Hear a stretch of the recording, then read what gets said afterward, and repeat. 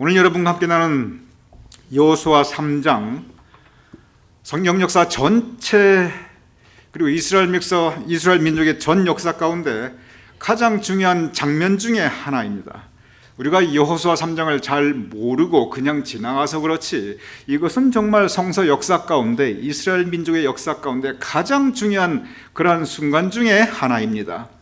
이스라엘 민족의 적어도 역사의 분수령을 이루는 시점입니다.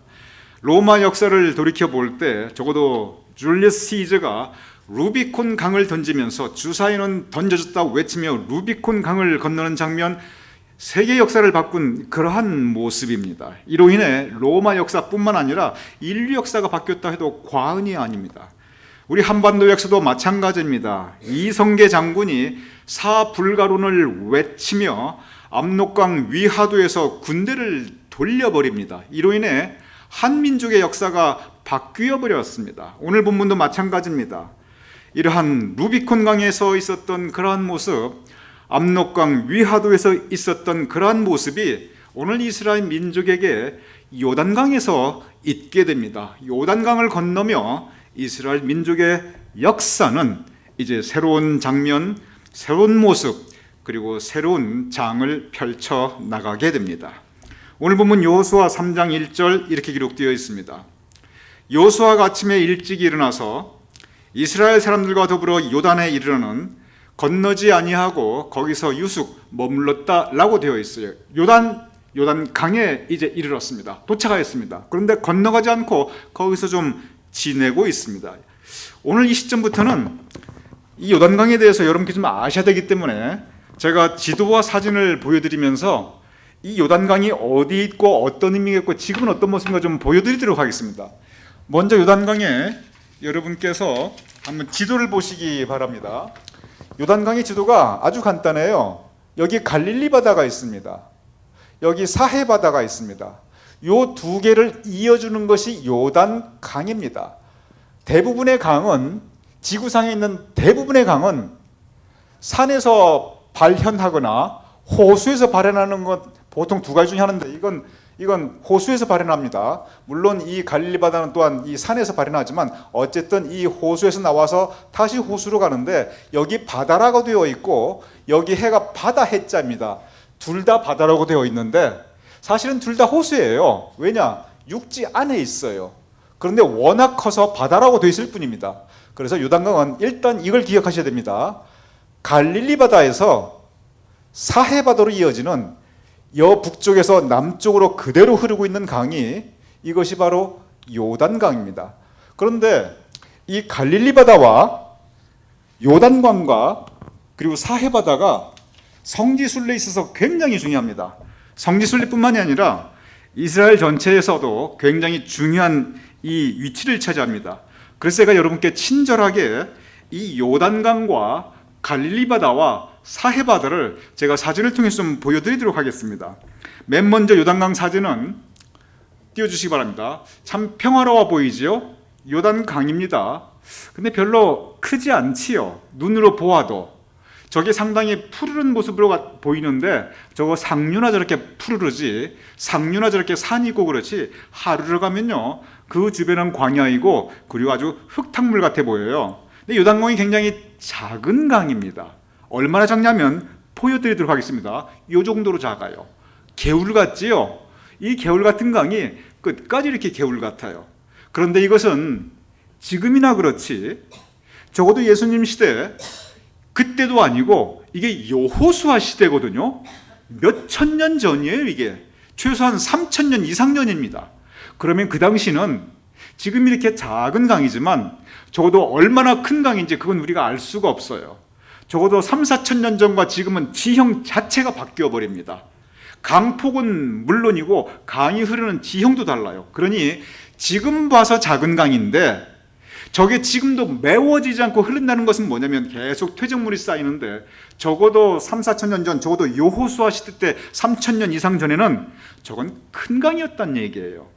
지금 이 부분을 갖다가 조금 더 높은 곳에서 항공사진을 보면 참 작아 보이지요? 이렇게 생겼어요. 그래서 요단강 주변은 저렇게 푸르르지만 하루 내려가면 메마른 이제 이 광야 같은 곳이 펼쳐집니다. 요단강 전체에서 제일 유명한 곳이 뭐냐면 예수님께서 세례받으신 세례터입니다. 그곳을 갖다가 이렇게 잘 만들어 놨어요. 여기가 예수님의 세례터인지 어떻게 하느냐, 그렇게 물어보시면 여러분 저한테 물어보시지 마시고, 그건 저 이스라엘 백성들이 그렇게 해놨어요. 대부분 다. 그거 정말 저기서 예수님께서 세례받았는지 안 받았는지 그거 어떻게 알겠습니까? 근데 그렇게 해놓고 관광지화 시켰어요. 그래서 지금은 저 부분이 얼마나 관광지화 됐냐면, 그 다음 띄워주세요. 이렇게 아주 저 요단강이 한쪽으로는 이스라엘이고 한쪽으로는 요르단인데, 지금 요르단 쪽도 그렇고 이스라엘 쪽도 그렇고 사람이 늘 북적거립니다. 그리고 거기서 실제로 세례받는 분들이 또 의외로 많이 있어요. 예수님께서 세례받으신 곳이니 그곳에서 내가 세례받겠다. 그래서 그런 분들이 있습니다. 저기 보면 파랗지요. 실제 가지면요 거의 흙탕물이에요. 그리고 실제 봐도 작아요. 그래서 이 요단강은 저 위에서는 갈릴리, 밑으로는 사이로 흐르는, 지금은 이렇게 작고 꼬불꼬불하고 그리고 별로 이렇게 막지 않은 탁한 그러한 강이고, 그리고 요단강에서 그래도 지금까지 많은 분들이 가장 많이 가보는 곳은 지금 저 여러분께서 보시는 예수님의 세례터라고 하는 바로 그곳입니다. 자, 그럼 이제 요단강이 맨 처음 발현하는 갈릴리를 가보도록 하겠습니다. 갈릴리 바다 또는 디베랴 바다라고 합니다. 왜 바다라고 하느냐? 이유가 있어요. 첫 사진 띄워주시기 바랍니다. 이걸 여러분, 이게 바다로 보입니까? 이게 호수로 보입니까? 딱 보기에. 그래서 바다라고 그래요. 워낙 커가지고. 배도 저렇게 큰 배가 지금 떠다닙니다. 지금 떠다니는 배예요. 그러니 워낙 지금의 눈으로 봐도 큰데, 그때 당시 사람들 눈으로 봤을 때는 이게 얼마나 컸겠습니까? 더군다나 이스라엘 전체가 북쪽에는 그래도 좀 이렇게 나무도 있고 풀도 있고 좀 우거져 있지만, 남쪽으로 가면 메마른 광야이거든요. 그러니 그쪽 남쪽의 시선으로 봤을 때는 이건 엄청난 바다같이 보였던 거예요. 그래서 갈릴리 바다라고 그러지 사실은 호수입니다. 성경에 보면은 갈릴리 해변가에서 예수님께서 제자들도 만나 주시고, 조금 보시면 알겠지만 이게 정말 갈릴리 워낙 호수가 크다 보니까 이 주변이 해변같이 보이는 그런 모습도 있어요. 자, 두 번째 모습 보시겠습니다. 여기 보면 이게 어느 눈으로 봐도 뒤에 산이 있어서 그렇지 이게 해변으로 보이지 호숫가로 보이지 않아요. 그 다음 사진 보여주시기 바랍니다. 지금 이것도 어디로 봐서 이게 어디 바닷가의 어떤 휴양지 같이 보이지 이게 호수처럼 보입니까? 그래서 우리가 바다라고 그러는 거예요.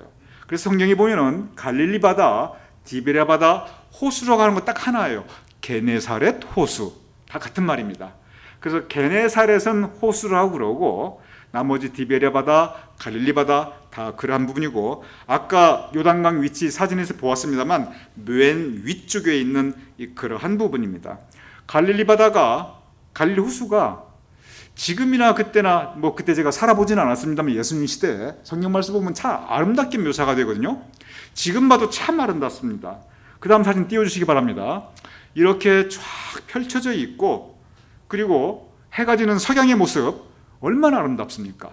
이건 어느 모로 보나 이 바다에 해가 지는 그런 모습으로 보여요. 그래서 갈릴리 바다는 이렇게 크고 아름답고, 평소에는 저렇게 잔잔해 보이지만 또 주변에 큰 산이 있어가지고 갑자기 바람이 불면은 저렇게 잔잔한 저 호수가 정말 풍랑이, 그리고 풍파가 그냥 큰 파도가 넘실대는 그런 그 위험한 장소로 바뀌는 것이 바로 저 갈릴리입니다.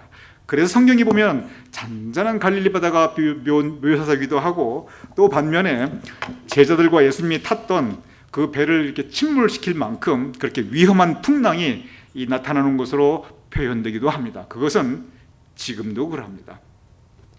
갈릴리 바다의 모습은 여러분께서 보셨고, 이제는 사해 바다의 모습. 이 사자가 죽을 사자입니다. 해자는 바다 해자예요. 그런데 저 바다는 왜 죽을 사자가 들어갔냐면 너무 작아지고 저 안에 생명체는 없어요. 그럼 과연 죽었느냐? 사해바다 절대 죽지 않았습니다. 굉장히 많은 활동들, 액티비티가 지금 이 주변에 돌아가고 있어요. 근데 왜 바다 해자가 붙었냐면, 보세요. 이게 바다같이 보입니까? 호수같이 보입니까? 어느 무로 보나 바다같이 보이죠. 이렇게 넓어요. 그래서 한자로 바다 해자를 붙였고, 영어로도 dead sea, S-E-A, 바다라고 붙었어요. 근데 사실은 호수예요. 이것이 이렇게 큰 바다인데, 그런데 그 해변을 보면은 왜 이걸 사해라고 했는가 알 수가 있어요. 그 다음 사진 띄워주시기 바랍니다. 아니, 바닷가면 아까 갈릴리 호수 해변처럼 모래가 있거나 작은 조약돌이 있어야 되는데 저기 허옇죠. 저 허연 게 모래가 아니고 뭐냐면 저기다 소금 덩어리들이에요.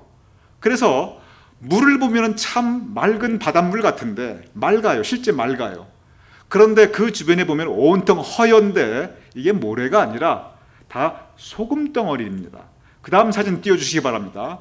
이렇게 해변에 모래나 자갈이 아닌 저런 소금들이 있는데 이게 해변만 그러나 그렇지 않아요.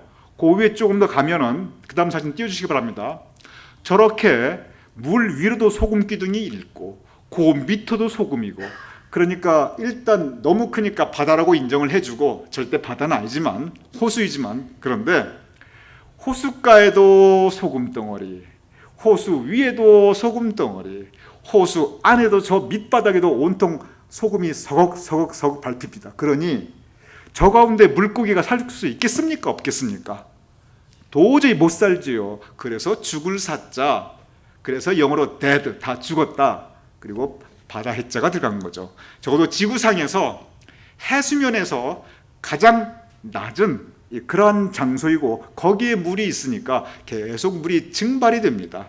근데 갈릴리 바다에서 계속 물이 들어오니까 저렇게 물이 고여 있는데 저 사해 바다는 나가는 곳이 없어요.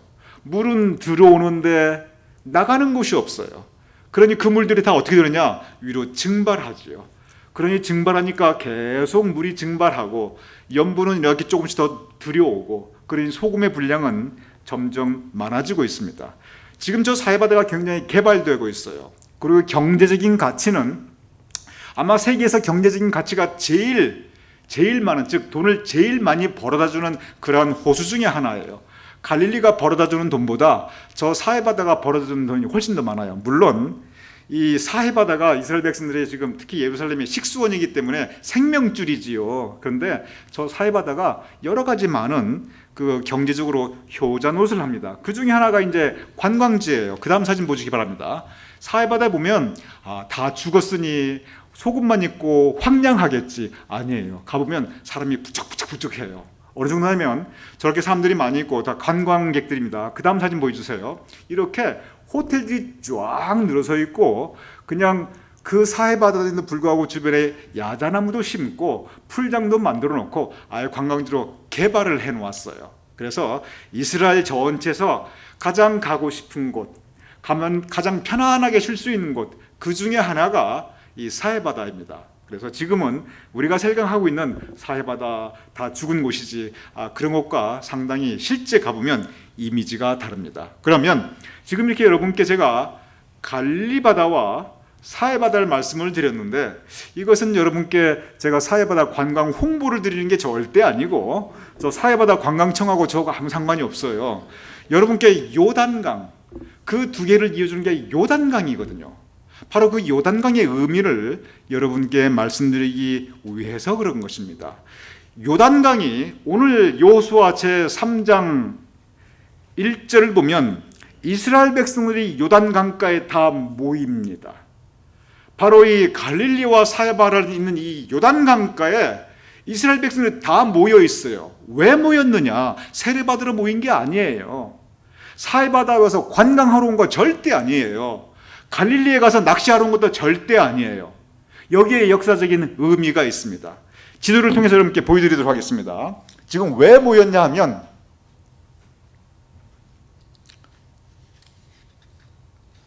지금 이스라엘 백성들이 이제 애굽에서부터 나와가지고, 사실 제가 지도를 또 하나 준비한 게 그거 좀 빠져가지고 죄송한데, 애굽에서 쭉 나와가지고 유대 광야를 거쳐서 이제 이쪽 요단강 동쪽으로 다 모여왔습니다. 여기 느보산이 있어요. 모세가 죽은 곳이에요. 그래서 여기에 다 지금 모여있는 상태인데, 왜 모여있느냐? 요 강을 건너가기 위해서 모여있는 거예요. 즉 오늘 여호수아 3장 1절은 이스라엘 백성들이 40년 광야 시간을 끝나고 요단강 동편을 거슬러 올라가서 이 요단강 고 강가에서 이제 강만 지나면 뭐냐면 가나안 땅입니다. 근데 이 가나안 땅에 뭐가 있는지 몰라요. 뭘 믿고 가느냐? 약속 믿고 가는 거예요. 실제 거기 가서 어떻게 살지 아직 아무도 몰라요. 정탐은 해본 적이 있지만 살아본 적이 없어요. 아직 그런 상태입니다. 그래서 앞으로 어떻게 될지 모르면서 그러나 강을 건너가려고 하는 바로 그 시점입니다. 그래서 이것이 이스라엘 역사에 있어서 아주 중요한 그러한 장면입니다. 이때 여호수아가 이스라엘 백성들 앞에서 제사장들에게 명령을 내립니다. 그 장면이 여호수아 제3장 6절입니다. 여호수아가 또 제사장들이 일러 가로되 언약궤를 메고 백성 앞서 건너라. 어디를 건너라 하냐면 요단강을 건넙니다. 어디에서 어디로 건너냐면 동편에서 서편으로 갑니다. 즉 이제 광야가 끝나고 광야가 끝나는 그 시점에서 요단을 건너 가나안으로 가는데 강만 지나가면 가나안인데 루비콘만 지나면 로마로 가는데 위화도 압록강에서 위화도 회개만 하면 바로 개성이 들어가는데 바로 그 부분이에요. 요단강만 지나가면 가나안인 거예요. 역사가 바뀌는 바로 그 장면입니다. 그때 이스라엘 백성들에게 여호수아하는 명령은 뭐냐면 언약궤를 메고 강을 건너라. 그걸 명령합니다. 여러분, 이 언약궤라고 하는 것은 하나님을 상징합니다. 제사장은 하나님의 택한 백성 가운데 제사, 예배를 맡은 성직자들입니다. 성직자들이 언약궤를 메고 그들을 앞세워서 온 이스라엘 백성들은 그들을 따라 이제 강을 건너라. 이것이 첫 여호수아의 명령입니다. 그런데 여기서 한번 생각해 보시기 바랍니다. 줄리어스 시저가 루비콘 강을 건널 때 무슨 목적으로 왜 건넜냐면 가면 전투하려고 완전 무장을 하고 건넜어요. 전투 준비를 하고 건넜습니다. 이성계가 사불가론 외치면서 압록강 위하도에서 다시 회군해서 압록강을 건너서 개성으로 갈 때는 전투, 싸우러 간 거예요. 그것도 명령을 내린 고려의 조정에 대항하여 개성을 향해 나간 거예요. 완전 무장하고 갔습니다. 이스라엘 백성들이 요단을 건너가면 뭐가 있냐면 여리고성이 있어요. 그때 굉장히 강대한 성입니다. 전투를 해야 돼요. 전투 준비를 하고 해야 되는데 적어도 전투 준비를 한다면 완전 무장하고 와야 됩니다. 무기를 가지고 뭔가 그래도 이 보호할 수 있는 갑옷을 입고 이렇게 칼이나 창이나 이런 걸 두고 나가는 게 이게 상식이에요. 전투 준비를 하고 강을 건너야 하는데 근데 여호수아의 명령은 어디를 보나 전투 준비에 대한 장면이 없어요. 언약궤를 메고 제사장들이 앞서 건너라. 제사장들은요 군인이 아니에요. 전투가 나도 싸우지 않는 것이 제사장이 그때는 지금이나 마찬가지예요. 지금도 군종병과는 전투 중에도 총을 주지 않습니다. 성경책 하나만 딱 달려줘요. 그러니 이제 전투를 향해 나가는데 하나님을 상징하는 언약궤를 메고 방어 능력도 없는 제사장이 앞서가고 그 뒤를 이스라엘 민족은 따라가라? 이거는 뭔가 말이 안 되는 얘기입니다. 그것도 한 가지 더해서 이때가 언제냐 하면은 오늘 본문 여호수아 3장 15절 이렇게 기록되어 있어요. 요단이 모맥을 건드는 시기에는 항상 언덕이 넘치더라. 오늘 제가 실수가 많아요. 지도도 하나 빠뜨렸고요. 이거 성경이 지금 개역 성경인데 아까 우리 성혜성 권사님 읽으신 성경 보면 요단이 곡식을 거두는 시기에는 그렇게 번역이 되어 있거든요. 그게 정확해요. 지금이 추수 때예요.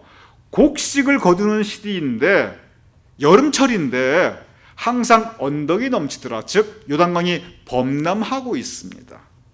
여러분 미시시피 강이 범람했을 때 루이지애나 뉴올리언스가 그냥 완전히 물바다가 돼가지고 한 도시가 잠겨버렸습니다. 이 강이 넘친다는 거 지금도 대단한 건데 그때 당시는 엄청난 거예요. 근데 지금 이게 뭐냐면 나일강이 범람하듯이 요단강이 범람하는 시기인데 이게 지금 3000년 전이거든요. 위험한 때예요. 강이 저렇게 개울 같은 때가 아니에요. 지금 그 강에 빠지면 죽습니다. 즉 요단강이 범람하고 있는 때예요. 범람한다는 것만 물살이 세단 얘기예요. 그러니 그 강에 빠지면 죽는데 언약궤를 메라? 그 넘실거리는 물속으로 들어가라? 그러면 언약궤 메고 여러분 수영을 할 수 있습니까? 없습니까? 수영은 무슨 수영을 어떻게 해요? 그대로 살아라 죽어라. 여러분 그 말이 어떻게 들립니까? 죽어라예요. 죽어도 뭐 메고 죽어라? 언약궤 메고 죽어라. 언약궤는 하나님, 즉 믿음을 상징합니다. 지금 첫째, 저 가나안에 뭐가 있을지 몰라요. 지금 불안한 땅으로 가는 거예요. 둘째, 지금 여기에 강이 넘치고 있어요. 빠지면 죽어요. 그런데 방어 능력도 없이 언약궤 믿음 하나 붙잡고 넘실대는 그 강을 건너라? 이것은 논리적으로 말이 안 되는 말입니다. 그런데 제사장과 이스라엘 백성들이 그 말에 순종합니다. 그래서 오늘 보면 여호수아 15장에서 3장 15장 16절 이렇게 기록되어 있습니다.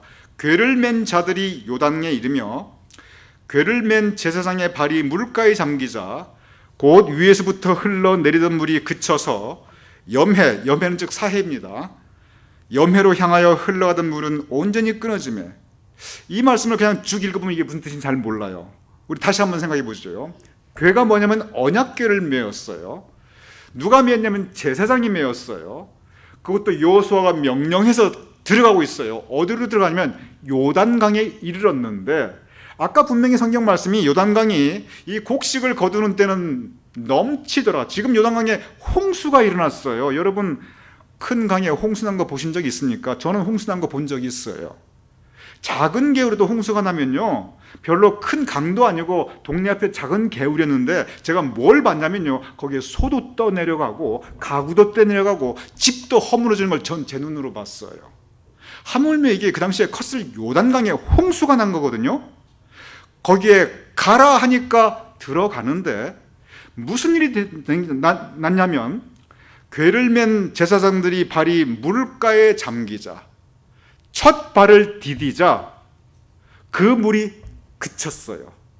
넘실대던 홍수가 위에서부터 갈릴리 바다에서 내려오던 지금 이게 우기가 돼가지고 홍수철인데 이것이 그쳐가지고 그리고 염해로 즉 아래로 흘러가는 물은 온전히 끊어져가지고 물길이 막혀 있습니다. 그래서 그 이후에 어떤 이제 일이 벌어지냐면 3장 17절 여호와의 언약궤를 맨 제사장들은 요단 가운데 마른 땅에 굳게 섰고 온 이스라엘 백성은 마른 땅을 향하여 요단을 건너니라. 요단 언약궤를 맨 제사장들은 강을 발가에 물을 담그자 이제 물이 끊어져 가지고 그 강이 조금 전까지 넘실대던 강이 조금 전까지 홍수가 났던 강에 물이 그쳐 가지고 이제 마른 땅이 되었는데 그 마른 땅 가운데 제사장들은 믿음을 상징하는 하나님을 상징하는 언약궤를 메고 섰고 그리고 이스라엘 백성들이 그 마른 땅을 향해 요단강을 건너서 가나안 땅으로 가고 있습니다. 물이 그쳤고 넘실대던 물이 그곳에 마른 땅 길이 났고 그곳에 이스라엘 백성들이 지나가고 있습니다. 성경에 보면은 아주 비슷한 장면이 또 하나 있습니다. 물 가운데 길이 나는 장면이 뭐가 있지요? 홍해바다의 기적입니다. 이 홍해바다의 기적과 이 요단강의 기적을 가만히 살펴보면 둘 다 똑같이 물이 갈라져 가지고 하나는 갈라졌고 하나는 막혔죠. 상관없어요. 어쨌든 물이 그치거나 갈라지거나 물가에 마른 땅이 나는 기적입니다. 그런데 여기에는 엄청난 차이가 있습니다. 마른 땅을 건너가서 이스라엘 백성들이 새로운 고향에 나갔다는 건 기적이 일어난 건 똑같아요. 뭐가 다르냐면 그 장면과 상황이 판이하게 다릅니다. 지금 여기 여호수아 이 장면은 물이 그쳤는데 홍해가 그친 장면을 한번 보도록 하겠습니다. 홍해가 그친 장면은 홍해 물이 갈라진 장면은 출애굽기 14장 21절에서 22절입니다. 자, 여러분 읽으시면서 가만히 한번 생각해 보세요. 한번 읽어주시기 바랍니다. 시작.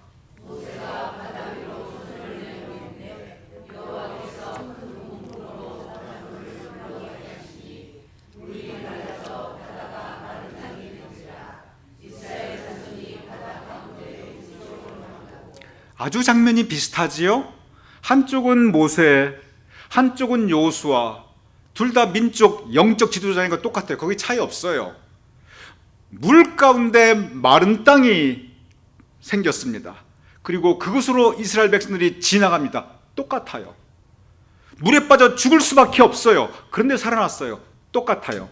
그런데 근본적으로 다른 것이 있습니다.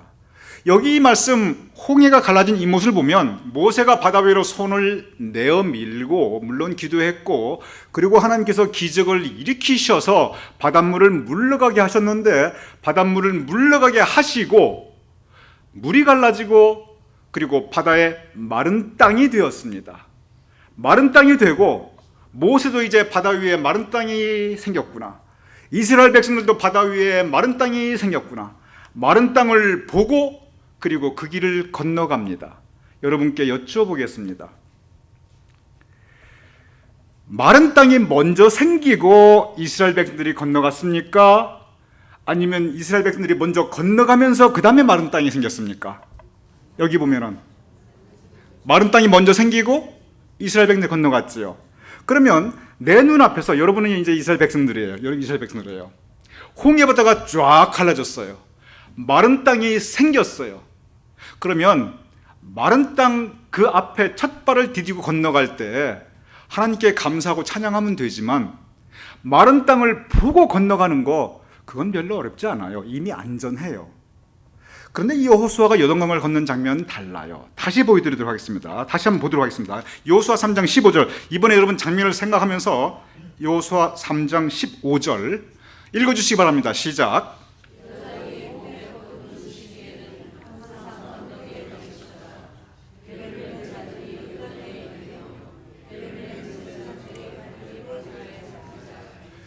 아까 모세는 마른 땅이 생긴 다음에 건너라 그랬어요. 여호수아가 건너라 할 때는 지금 물이 언덕에 넘치고 있어요. 지금 홍수가 계속 진행되고 있는데 건너라 그랬어요. 그래서 죽을 각오하고 제사장과 이스라엘 백성들이 지나가는데 그 첫 발이 물가에 잠기자 그 다음에 마른 땅이 벌어진 거예요. 순서가 달라요. 여기에서는 첫 발을 담궜을 때, 이때 제사장과 이스라엘 백성들이 첫 발을 잠기면은 마른 땅이 확 생기겠지. 여러분 그런 말 성경에 있어요? 없어요. 그럼 이거 지금 죽을 각오하고 발을 담근 거예요. 마른 땅이구나, 할렐루야 하면 그러고 건너는 겁니까? 이건 죽을 각오한 거예요. 어떻게 될지 모르는 상태에서 발을 담근 거예요. 이것이 홍해 기적과 요단강의 근본적인 차이입니다. 여러분께 여쭈어보겠습니다. 홍해 바다는 마른 땅을 내 눈앞에 보고 건너갔어요. 그거하고 요단강의 기적은 물이 막 넘실대고 어떻게 될지 모르는데, 그런데 마른 땅은 아직 없어요. 가라 그러니까 그냥 발부터 담근 거예요. 어떤 것이 더 어렵습니까? 홍해 기적을 마른 땅을 보고 가는 게 어려운 거예요? 아직 물이 넘실대는데 거기에 첫 발을 디디는 게, 그게 더 어렵습니까? 어떤 게 더 어렵습니까? 요단강이 더 어려운 겁니다. 요단강의 기적, 요단강의 마른 땅을 건넌다는 거, 그거 쉬운 일 아니에요. 왜 쉬운 일 아니냐? 마른 땅이 아직 없어요. 지금 내 눈앞에 보이는 건 곡식을 거둘 때는 항상 물이 넘쳤더라, 홍수밖에 안 보여요. 그 홍수가 잔잔한 홍수입니다. 잔잔한 홍수는 세상에 없어요. 모든 홍수는 다 넘실거리고 넘치고, 모든 홍수는 다 위험합니다. 빠지면 죽어요. 그게 홍수예요. 가라 그러니까 간 거예요. 근데 그냥 간 게 아니에요. 언약궤. 지금 아까 지도에서 보셨지만, 지금 이 시점은 광야 시대를 끝내고 가나안으로 건너가는 역사의 새로운 분기점입니다. 모든 것이 불안해요. 도대체 보장되어 있는 것이 없어요. 보장되어 있는 거 하나님의 약속밖에 없어요. 근데 이 약속 어떻게 믿어? 지금 그러한 부분이 바로 이스라엘 백성들이 광야 시절 40년 동안 그 약속 어떻게 믿어? 그 약속 정말 하나님이 계신가 안 계신가? 하나님이 살아계시면 왜 우리한테 이런 일이? 그것이 40년 동안 겪었습니다. 그리고 가나안 땅 보고 있을 때 이때 여호수아가 한 것은 뭐냐면 믿음 가지고 나아가라는 거였어요. 그리고 그 말씀에 순종할 때 그때 기적이 일어났습니다. 우리 신앙에서 우리가 명심해야 될 게 있어요. 많은 경우 우리는 하나님 기적을 보여주십시오. 그러면 내가 믿겠나이다. 많은 경우 우리는 그렇게 생각합니다. 하나님 내 소원이 있습니다. 이것만 들어주시면 내가 신앙생활 열심히 하겠습니다. 하나님 이거 간절히 내가 기도합니다. 이것만 들어주시면 내 평생 하나님 이 믿음 가지고 나가겠습니다. 우리의 믿음은 기적을 먼저 보여주시면 내가 믿겠나이다예요. 오늘 여호수아는 먼저 믿으면 그 다음에 놀라운 일을 주님께서 행하리라. 무엇이 앞섭니까? 믿음이 앞섭니다. 믿음에 따른 순종과 행동이 앞설 때 그 다음에 기적은 따라가고 있습니다. 오늘 본문 여호수아 3장 5절부터 시작합니다. 다시 읽어보겠습니다. 시작. 여호수아가 또 백성에게 이르되 너희는 스스로 성결케 하라. 여호와께서 내일 너희 가운데 기사를 행하리라. 너희는 스스로 성결케 하라. 성결, 너희는 서로 깨끗하게 하라. 이스라엘 백성들이 너무 힘든 시절을 지났어요. 한 해 두 해도 아니고 40년 동안.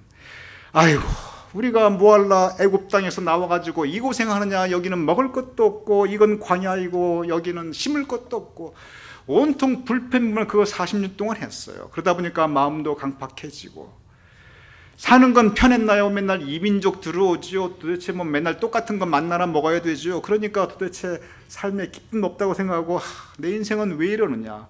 그게 그들의 삶이었어요. 그런데 이스라엘 백성들 요단강을 건너기 전에 여호수아의 명령 다시 띄워주시기 바랍니다. 너희는 스스로 성결하게 하라.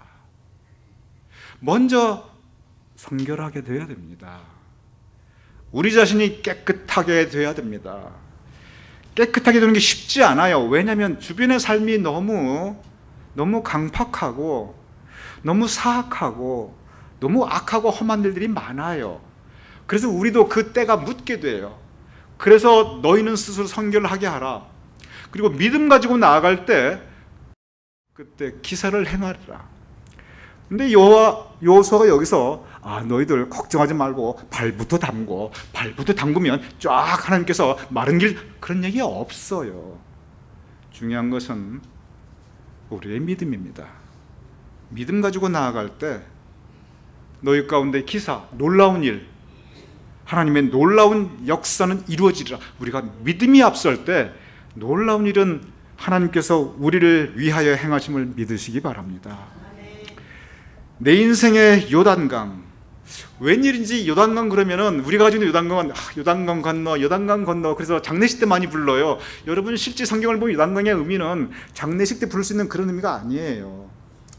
요단강의 진정한 의미는 새로운 출발입니다.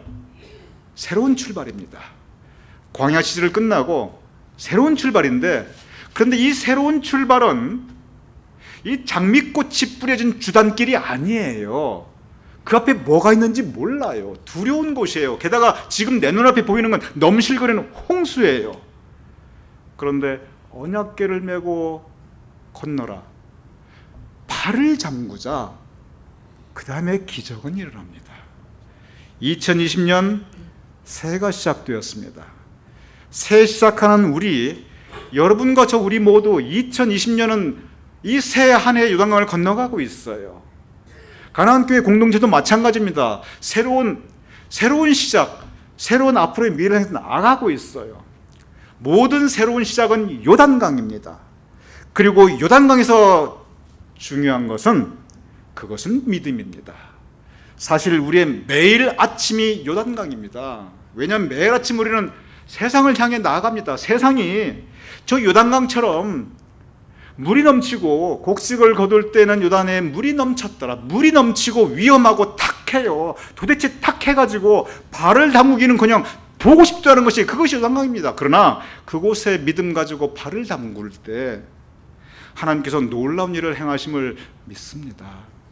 내 인생의 요단강, 여러분과 저 한 해를 시작하면서 우리 개인의 삶에 있어서, 우리 교회 공동체 삶에 있어서 요단강에 기적이 있을 수 있기를, 그리고 그것을 위하여 맨 처음 믿음 가지고 나아갈 수 있기를 주님의 이름으로 축원합니다.